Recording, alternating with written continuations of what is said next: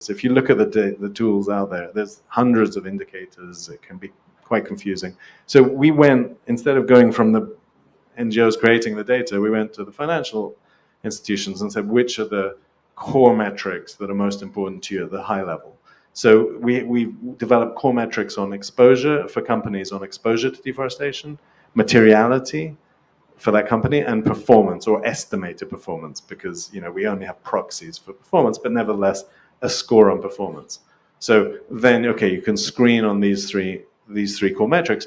But the second issue is we don't want to lose all the detail.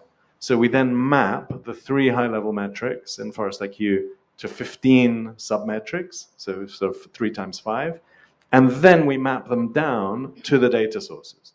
And there are over 1,000, I think over 2,000 indicators that we're mapping down to by the data providers. So not only our own tools, Forest 500 and Trace and so on, but also external tools, ZSL Spot, CDP Forest, the RSPO, and we can bring in more data sources. So then financial institutions can drill down for a given company for more detailed analysis and to support engagement.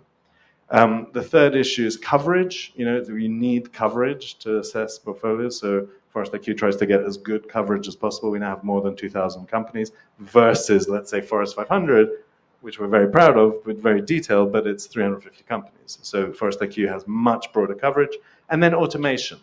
We've made available, we've heard that it's a real nightmare to screen the portfolios with this data if you don't have corporate identifiers, ISIN codes, and an API to connect automatically. So, a degree of automation. And then finally, adaptability. What if there are new data sets? What if AI disrupts everything?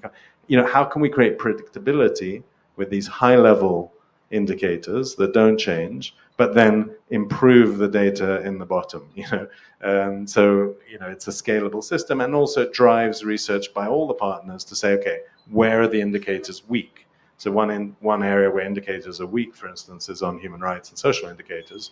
So by bringing all our work together, we can then see where there are gaps, we can talk to the users, and then we can be more efficient about tailoring our research.